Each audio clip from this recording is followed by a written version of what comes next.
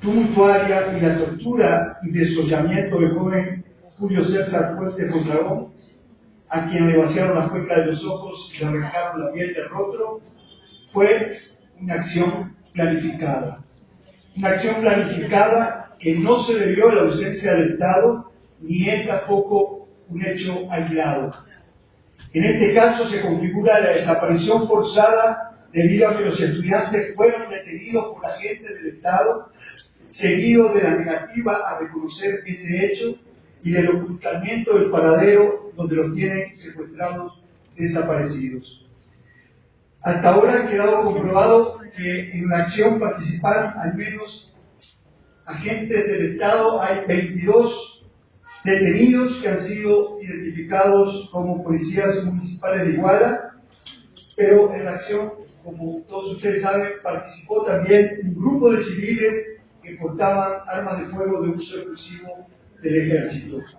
Como tantas veces antes, desde 1968 a la fecha, asistimos a una acción conjunta, mancomunada, de agentes del Estado y escuadrones de la muerte integrados por civiles que no debemos descartar pudieran estar integrados por los llamados agentes del orden, desprovistos de sus uniformes y que igualmente podrían dedicarse a tareas delincuenciales. Los gobiernos federal y estatal han venido posicionando mediáticamente la hipótesis del crimen organizado y las fosas comunes, coartada que ha sido utilizada como garantía de impunidad y que se limita actualmente por las autoridades como estrategia de desgaste de los familiares y compañeros de las víctimas. Tras el inicial vacío informativo, esto es, la ausencia de una versión creíble y rigurosa sobre los hechos y la situación de las víctimas de parte de las autoridades de Guerrero, pero también a nivel federal, se ha impuesto ahora la lógica de las fosas comunes. Una lógica que de manera perversa juega con el dolor de los padres y los compañeros de los detenidos desaparecidos. Como dicen sus padres, las autoridades andan buscando muertos cuando lo que queremos encontrar es a nuestros muchachos vivos. No era creíble que los hechos hubieran respondido a una acción inconsulta de un grupo de efectivos de una corporación policial. Y resulta en extremo sospechoso que desde un principio no se contemplara la cadena de mando. Es decir, que además de los 22 policías municipales arrestados, que pueden resultar en los ejecutores materiales de los hechos, y 19 de los cuales dieron positivo en la prueba de parafina o rodisonato de sodio, según los términos criminológicos, para ver las personas que han disparado, efectuado disparos, no se haya procedido a detener a ninguno de los comandantes que operaron los dispositivos del 26 de septiembre, o sea, el día de los hechos, y que eso permitiera escapar al director de la Seguridad Pública del Estado de Iguala, Francisco Salgado Valladares. Pero lo que quiero dejar constancia es que aparte de hubo comandantes que participaron en toda la operación. Ellos eran los que le daban las órdenes a los municipales, a las patrullas. Es decir, de eso no hay ninguno hasta ahora detenido, no se tiene noticia de ello. Peor aún, como ha señalado el abogado Vidulfo Rosales de Trachinola, que es la organización de abogados en quien los familiares de las víctimas y los compañeros de la normal han depositado su confianza. Como decía pues el abogado Rosales, las autoridades ministeriales no procedieron a realizar un interrogatorio profesional y exhaustivo que diera elementos para localizar a los muchachos desaparecidos. Es decir, si se hubiera procedido con profesionalismo desde la noche de los hechos, estaríamos en otra situación.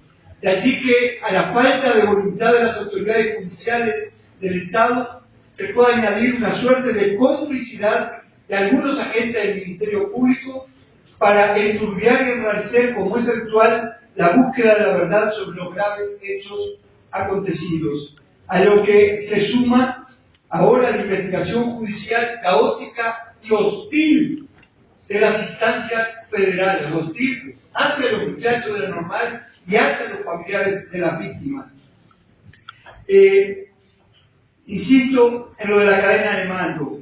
Los hechos ocurrieron en presencia de la policía local y federal y de los agentes del CISEN, que es la policía política del régimen, pero también de las fuerzas militares mexicanas, en particular del batallón de infantería número 27, que depende de la 35 zona militar, y del denominado tercer batallón, una unidad de fuerzas especiales que tiene a cargo, entre otras tareas, las labores de inteligencia.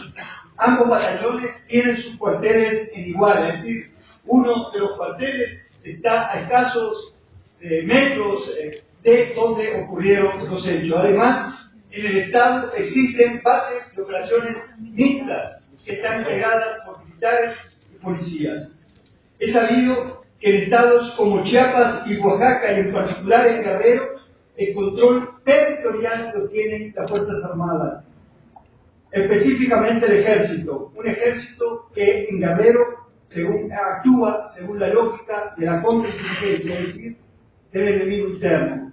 Un ejército que vive obsesionado con la reaparición de la guerrilla y que, como dijo que como su mando supremo, el presidente de la República, Peña Nieto, tiene responsables ese ejército, sus instancias superiores, que han venido impulsando de tiempo atrás una criminalización de los estudiantes de la Normal, y a la vez es una criminalización de la pobreza, porque todos los compañeros y sus padres son campesinos pobres, no solo del estado de Guerrero, sino de los estados circunvecinos. Una criminalización y hostigamiento permanente de los estudiantes de la Normal, Rural y Ciro Burgos. A esa criminalización oficial de los muchachos de la Normal hay que agregar la campaña de sectarización y esta estigmatización clasista. Es decir, hay una estigmatización de clase a través de los medios de difusión masiva, en particular de los medios electrónicos, pero no solo.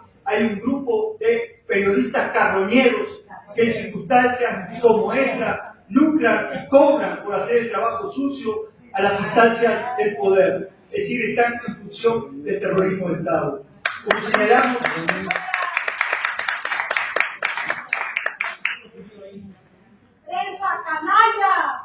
Como señalamos en un comunicado del 9 de octubre, los miembros del grupo Pacto Democracia, que está integrado por un grupo de personalidades como Pablo González Casanova, como Rodolfo Tabenhagen, Alfredo López Auti, el padre Concha y otros, a los normalistas que fueron víctimas de esa barbarie, de ese acto criminal de lesa humanidad, según el Estatuto de Roma de la Corte Penal Internacional, quieren convertir a los muchachos que fueron víctimas en victimarios. No contentos con quitarles su libertad y su vida, se sataniza su centro escolar y su tradición, y se les quiere presentar como responsable del salvaje ataque que sufrieron. En ese texto se afirmaba también que en México delincuentes y policías han terminado por ser lo mismo. Políticos, empresarios y crimen organizado se protegen unos a otros. Y como lo muestra Iguala, un pacto de impunidad cubre a la clase política en todos los niveles. Su corrupción, sus tropelías y sus vínculos con los llamados cárteles no tienen castigo. Unos a otros se protegen sus espaldas. El país entero está de luto. Paz con Democracia acompaña en su dolor a los padres, familiares y compañeros de los muchachos asesinados y desaparecidos. Exigimos la aparición con vida de los 43 normalistas de Ayotzinapa y el castigo a los responsables de las ejecuciones sumarias extrajudiciales, de la tortura, de los tratos crueles e inhumanos y los responsables también de las desapariciones forzadas. Llamamos a defender el normalismo rural y a defender la educación pública de quienes, como Mexicanos Primero de Claudio X González y Televisa, buscan criminalizar a los muchachos de la Federación Mexicana de Estudiantes Socialistas de México. Y demandamos también el fin del pacto político de impunidad de los que mandan y sus sirvientes, es decir, de la plutocracia y los políticos, incluido Peña Nieto. Las muertes de Gabriel Echeverría y Jorge Alexis Herrera, los dos normalistas asesinados en la autopista del Sol en 2012, en enero de 2012, siguen impunes. Evitemos como sociedad civil organizada que aquellos hechos de 2012 como estos de ahora queden impunes. Vivos los llevaron, vivos los queremos.